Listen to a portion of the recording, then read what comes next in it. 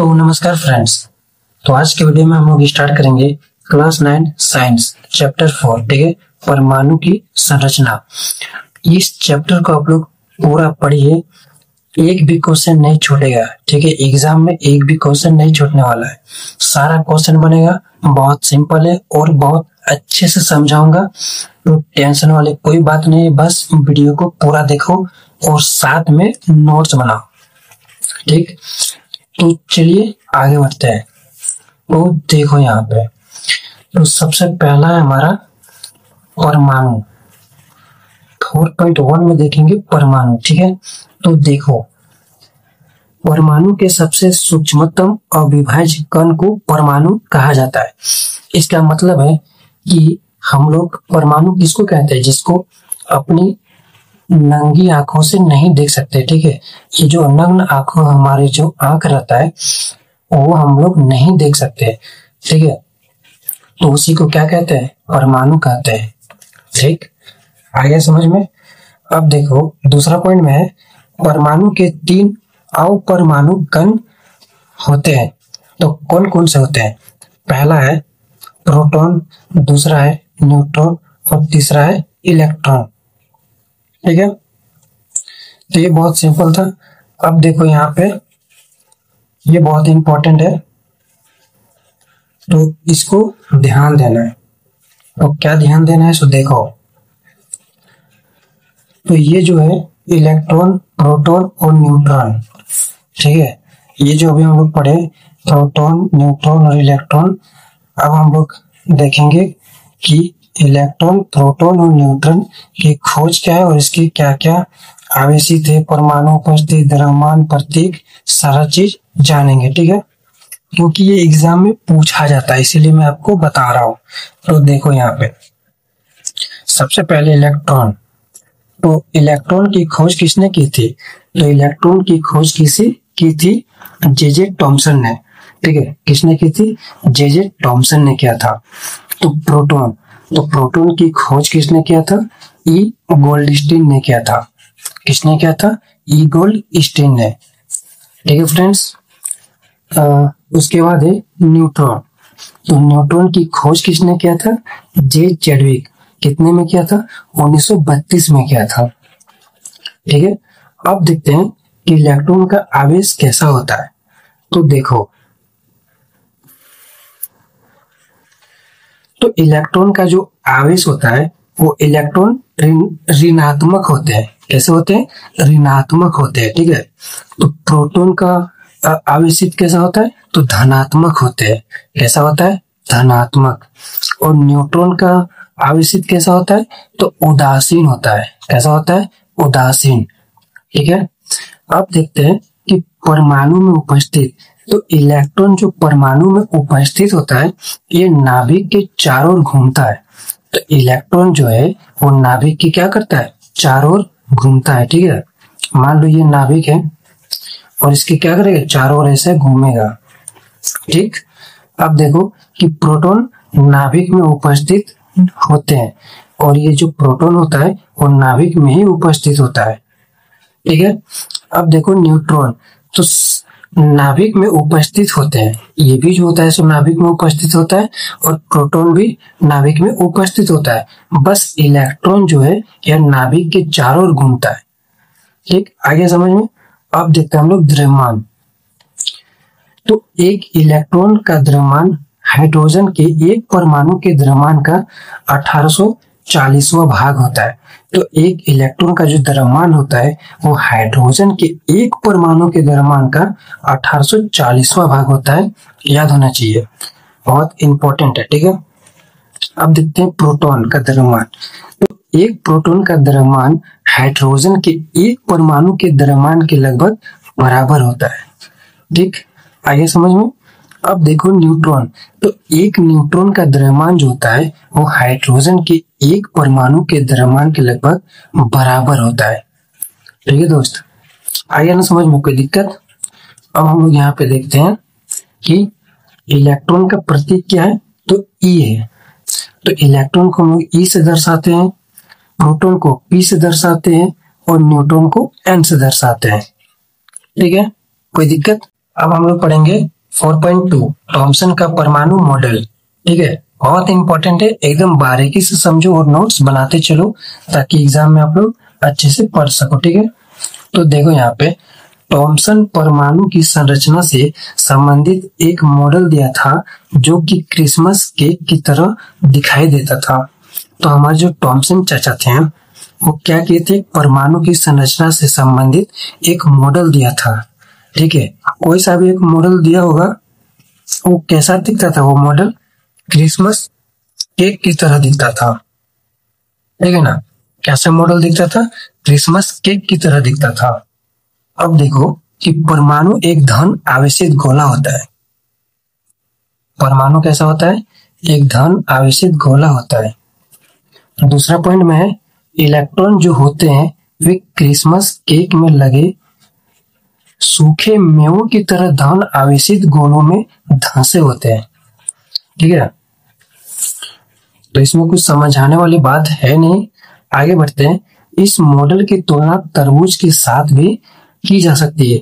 अब देखो थॉमसन चाचा जो हमारे थे वो एक मॉडल दिया था, अगर हम उसकी तुलना एक तरबूज से करेंगे, कटे हुए तरबूज से करेंगे तो सेम ही होगा। ठीक है, ज्यादा कुछ अंतर दिखेगा नहीं। वही बात यहाँ पे लिखा गया है कि परमाणु में धन आवेश तरबूज के लाल भाग की तरह बिखरा होता है। ठीक है ना, और इलेक्ट्रॉन तरबूज के बीच की भांति धंसे होते हैं।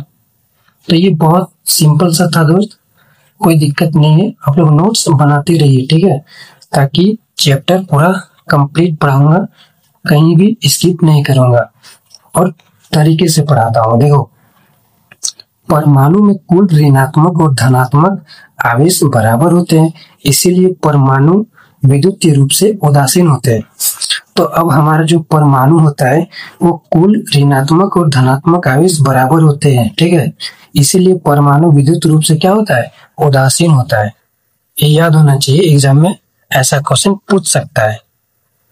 ठीक है, अब देखते हैं हम लोग आगे क्या है। थॉमसन, तो थॉमसन का परमाणु मॉडल की कमियां और सीमाएं। तो थॉमसन के परमाणु मॉडल की कमियां तथा सीमाएं को जानेंगे अब। ठीक है, तो देखो कि दूसरे वैज्ञानिकों द्वारा किए गए प्रयोगों को इस मॉडल के द्वारा नहीं समझाया जा सका। तो वो जो थॉमसन चाचा थे वो तो अपना दे दिए एक तरबूज का गोला, तो अब जो दूसरे वैज्ञानिक आए, ठीक है, वैसा भी थॉमसन के बाद जो वैज्ञानिक आया और उन लोग जो इसको समझा, परखा, अच्छे से जाना, तो इस मॉडल को नहीं समझाया जा सका। ठीक है, इसलिए उसको खारिज कर दिया गया। इस मॉडल द्वारा न्यूट्रॉन तथा इलेक्ट्रॉन की स्थिति के बारे में नहीं समझाया गया। ठीक है ना, जो बाद में वैज्ञानिक आए वो लोग नहीं समझा पाए इस मॉडल को, इसलिए इसको क्या कर दिया गया, खारिज कर दिया गया। ठीक है फ्रेंड्स, आ रहा है समझ में। अब बढ़ते हैं 4.3 यानी कि परमाणु नाभिक की खोज। तो अब देखो कि परमाणु नाभिक की खोज कैसे हुई थी और किसने की थी। तो देखो यहाँ पे रदरफोर्ड का शोध पत्र का प्रयोग। परमाणु नाभिक की खोज करने के लिए रदरफोर्ड ने तेज गति से चल रहे अल्फा कणों को सोने की पतली पन्नी से टकराया। तो अब हमारे रदरफोर्ड जो हमारे दादाजी थे, रदरफोर्ड कौन थे, हमारे दादाजी, वो क्या किए थे, एक सोने का पतली सी पन्नी लिए, ठीक है, और उसमें क्या किए, अल्फा कणों को उसके बीच से टकराएं और तब उसने यह पाया कि ज्यादातर अल्फा कण सोने की पत्ती से सीधे निकल गए। उसके बाद जो अल्फा कण को टकराए तो उन्होंने क्या देखा, उन्होंने देखा कि जितने भी अल्फा कण थे वे सीधा पार हो जा रहे हैं। ठीक है, वो सीधा क्या हो जा रहे हैं, पार हो जा रहे हैं, वही उन्होंने देखा। लेकिन बहुत कम मात्रा में ऐसे अल्फा कण भी थे जो कम या ज्यादा मात्रा में अपने मार्ग से विक्षेपित हुए थे।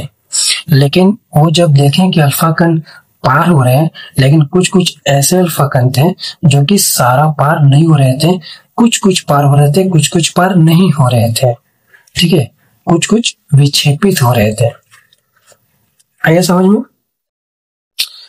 अब हम लोग देखते हैं रदरफोर्ड के परमाणु प्रयोग के परिणाम। तो देखो यहाँ पे तेज गति से चल रहे अधिकतर अल्फा कण सोने की पन्नी से सीधे निकल गए। ठीक, मैंने अभी बताया था यही बात कि तेज गति से जो अल्फा कण चल रहा था वो सीधा क्या हो गया था, निकल जा रहा था। ठीक है, अब देखो कुछ अल्फा कण पन्नी के द्वारा बहुत छोटे कण से विक्षेपित हुए थे। कुछ अल्फा कण जो थे वे विक्षेपित हो रहे थे। अभी मैंने फिर बताया था। तीसरा पॉइंट में है कि आश्चर्यजनक रूप से हजारों कणों में से कुछ एक कण वापिस पहले वाले रास्ते पर मुड़ गए। ये भी मैंने बताया। ठीक है, अब हम लोग देखते हैं कि रदरफोर्ड के परमाणु नाभिक के लक्षण। तो देखो सबसे पहला पॉइंट है कि अल्फा कणों का सीधा जाने का अर्थ यह हुआ कि परमाणु के अंदर ज्यादातर भाग खाली होता है। तो अल्फा कण जो सीधा चला गया, अब देखो हमारे जो रदरफोर्ड हमारे जो दादाजी थे वो सोने की पन्नी में क्या कर रहे थे, अल्फा कण को डाल रहे थे। वो सीधा चला जा रहा था। उसका क्या कारण था, क्योंकि जो परमाणु होता है उसके अंदर ज्यादातर भाग खाली होता है, इसलिए वो अल्फा कण सीधा अंदर घुस जा रहा था, अंदर। ठीक है, अब देखते हैं दूसरा पॉइंट। कुछ अल्फा कणों का कम मात्रा में विचलित होने का कारण परमाणु के अंदर उपस्थित धनात्मक भाग का होना है, जिसके कारण धनात्मक अल्फा कण छोटे कोण से विक्षेपित हुए। अब कुछ जो अल्फा कण जो कम मात्रा में विचलित हो रहे थे, ऐसे परमाणु के अंदर उपस्थित जो धनात्मक भाग का जो धनात्मक भाग होता है, वही धनात्मक अल्फा कण छोटे छोटे कोण में क्या हो रहे थे, विक्षेपित हो रहे थे। ठीक है फ्रेंड्स, आइए समझ में। अब देखते हैं दूसरा। अब हम लोग पढ़ेंगे 4.1। तो 4.2 है थॉमसन का परमाणु मॉडल। तो थॉमसन परमाणु की संरचना से संबंधित एक मॉडल दिया जो कि क्रिसमस केक की तरह दिखाई देता था। ठीक है, तो एक थॉमसन ने भी दिया था।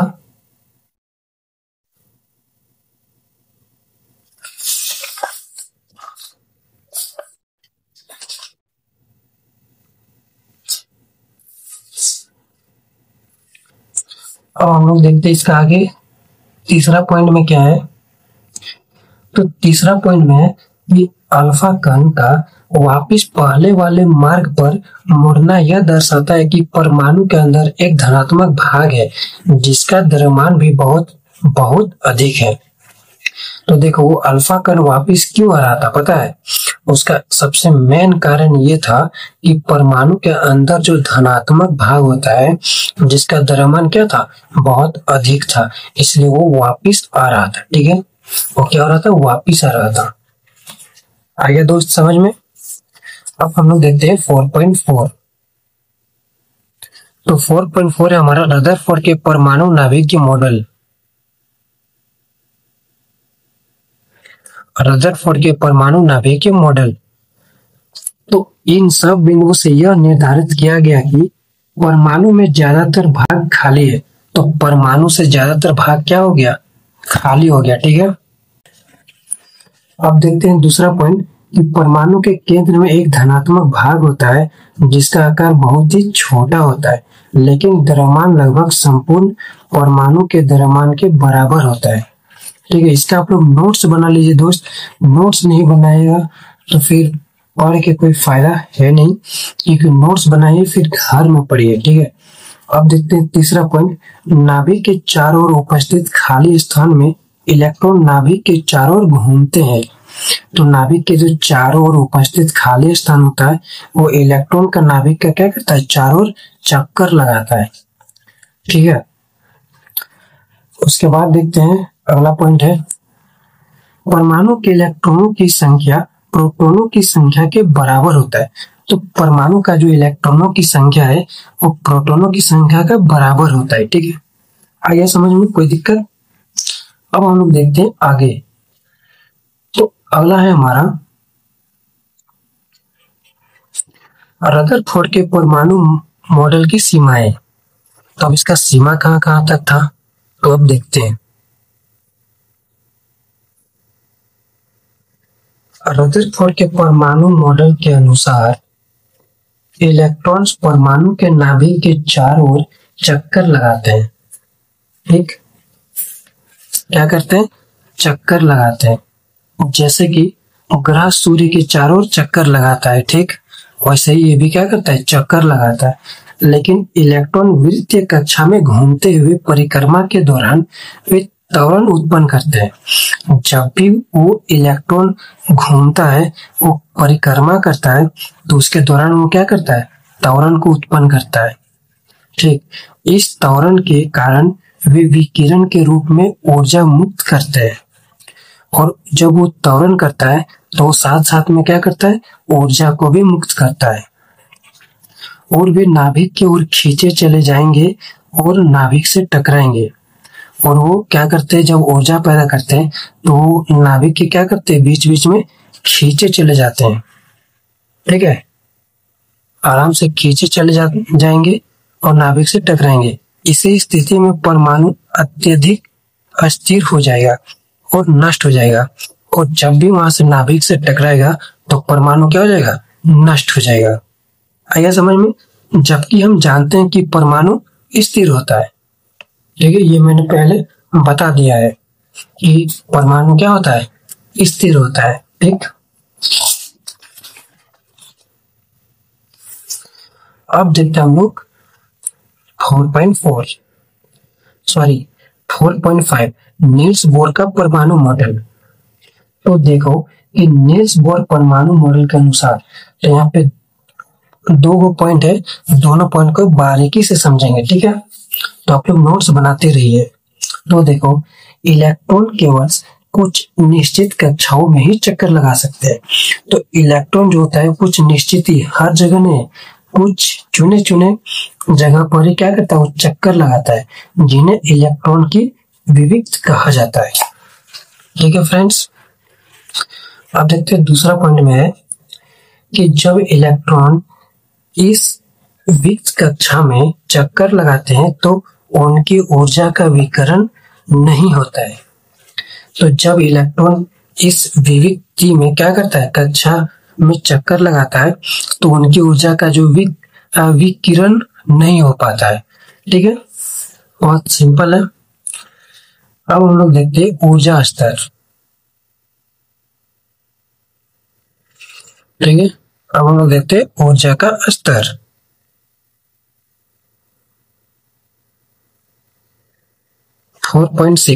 परमाणु के नाभिक के चारों ओर इलेक्ट्रॉनों के चक्कर लगाने के लिए विभिन्न एवं निश्चित कक्षाएं होती है।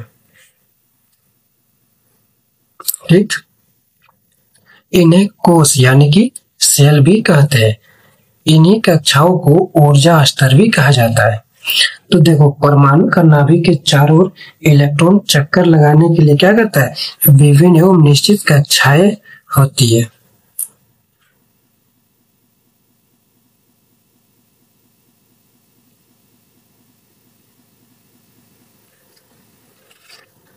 तो परमाणु के नाभिक के चारों ओर इलेक्ट्रॉन के चक्कर लगाने के लिए विभिन्न एवं निश्चित कक्षाएं होती है, जिन्हें कोश यानी कि सेल कहा जाता है। इन्हीं कक्षाओं को ऊर्जा स्तर भी कहा जाता है, और उन्हीं कक्षाओं को क्या कहा जाता है? ऊर्जा स्तर, क्योंकि वहां से ऊर्जा भी तो उत्पन्न होता है ना। अभी हम लोग पीछे पढ़ चुके हैं।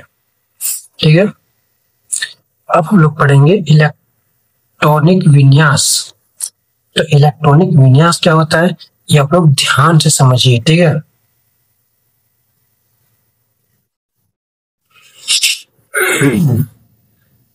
तो देखो, किसी परमाणु के विभिन्न कोषों में इलेक्ट्रॉनों के वितरण को इलेक्ट्रॉनिक विन्यास कहते हैं। ये आप लोग को रट्टा मार लीजिए, यहाँ से पूछा जाता है एग्जाम में। ठीक है, किसी भी परमाणु में उपस्थित इलेक्ट्रॉन नाभिक के चारों ओर निश्चित कक्षाओं, जिन्हें अक्ष या कोश कहते हैं, उन्हीं कक्षाओं में घूमते हैं जिन्हें n यानी कि 1 2 3 4 इसको KLMN से दर्शाया जाता है। ठीक है, जैसे कि ये एक नाभिक है, यहाँ पे दिए, ये दिए, ये दिए और ये दिए, यानी कि ये KLMN ऐसे होता है। ठीक है, देखो कोष के में अधिकतम 2 इलेक्ट्रॉन रह सकते हैं। कोष 2 में कितने इलेक्ट्रॉन रह सकते हैं? 2 इलेक्ट्रॉन, यानी कि कोष, अब देखो यहाँ पे 4 गोल है ना, 1 2 3 4 है, 1 2 3 4, तो कोष ए में 2 इलेक्ट्रॉन रहते हैं। कितने इलेक्ट्रॉन? 2 इलेक्ट्रॉन। कोष एल में अधिकतम 8 इलेक्ट्रॉन, ऐसे ही बढ़ते जाता है, 2 8 18 32। कोष एम में अधिकतम 18 इलेक्ट्रॉन रहते हैं और कोष एन में अधिकतम 32 इलेक्ट्रॉन रहते हैं। ठीक है फ्रेंड्स, आगे समझ में कोई दिक्कत? और हम लोग पढ़ेंगे 4.7।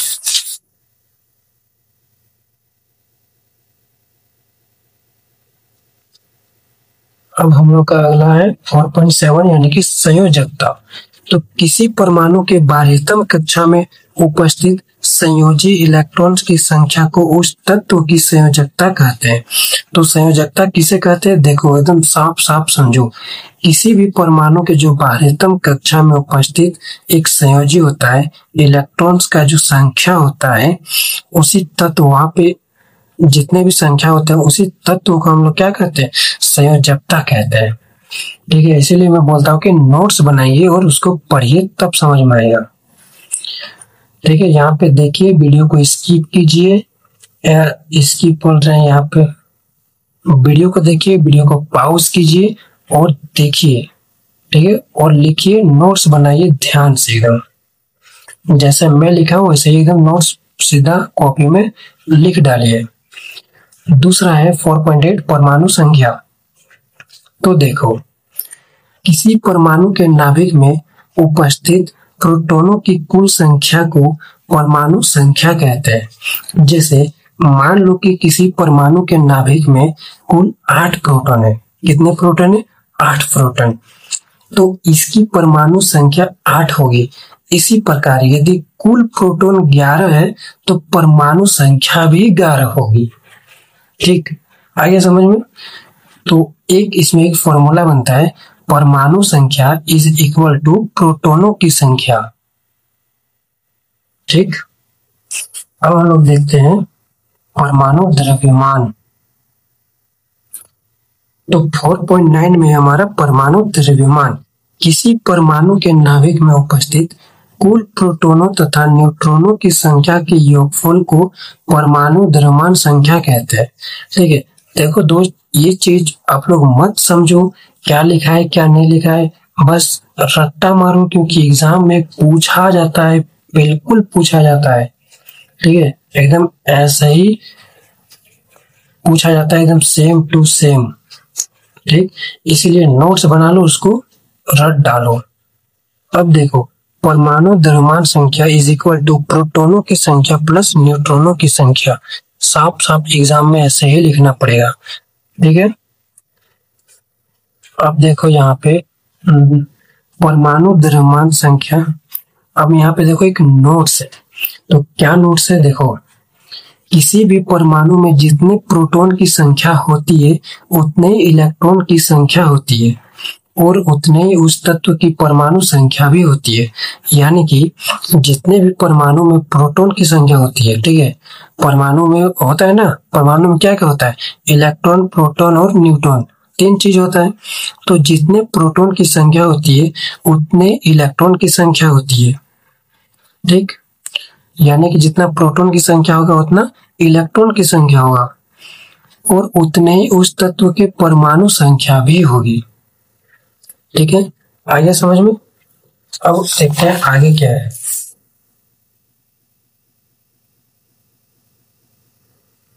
तो अगला हमारा 4.10 समस्थानिक।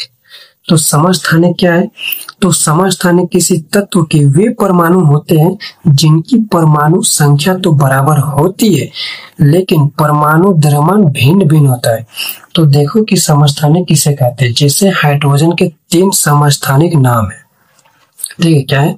हाइड्रोजन के 3 समस्थानिक नाम है। तो कौन कौन से? एक होता है प्रोटियम, दूसरा होता है ड्यूटेरियम, दूसरा होता है ड्यूटेरियम और तीसरा होता है ट्राइटन, ठीक है, तीसरा होता है ट्राइटन। तो इसी तरह होता है जितने भी मतलब जितने भी तत्व हैं उनके भी 3 बेटा है या फिर किसी के 2 बेटा है, तो उसी को क्या बोलते हैं? समस्थानिक बोलते हैं, सिंपल भाषा में एकदम। ठीक, आगे समझ में? तो अब देखो यहाँ पे आगे बढ़ते हैं समस्थानिकों के अनुप्रयोग। यूरेनियम के एक समस्थानिक का उपयोग परमाणु भट्टी में ईंधन के रूप में किया जाता है। तो यूरेनियम का एक जो समस्थानिक रहता है उसका उपयोग कहाँ किया जाता है? ये भट्टी में किया जाता है, ठीक है। कहाँ पे? भट्टी में ईंधन के रूप में किया जाता है यूरेनियम का प्रयोग। ये याद होना चाहिए क्योंकि ये एग्जाम में पूछा जाता है। इसीलिए कैंसर का उपचार में कोबाल्ट का प्रयोग किया जाता है। कैंसर के उपचार में किसका? कोबाल्ट का। ये भी एग्जाम में पूछा जाता है, सीधा पूछ देगा कैंसर उपचार के लिए किस तत्व का उपयोग होता है? सीधा कोबाल्ट, बस बात खत्म, कोबाल्ट। अब तीसरा है घेंघा। तो घेंघा जो है वो आयोडीन के आयोडीन मतलब कि घेंघा रोग जो होता है, घेंघा रोग, ठीक है, घेंघा एक प्रकार का रोग होता है। वो आयोडीन इलाज आयोडीन के समस्थानिक में उपयोग में किया जाता है। तो घेंघा रोग का उपयोग किसमें? आयोडीन में। ठीक, आगे आपको समझ में? अब देखते हैं हम लोग संभारिक। तो देखो कि संभारिक क्या है। तो ऐसे परमाणु जिनकी द्रव्यमान संख्या समान हो लेकिन परमाणु संख्या भिन्न भिन्न होती है, जैसे कि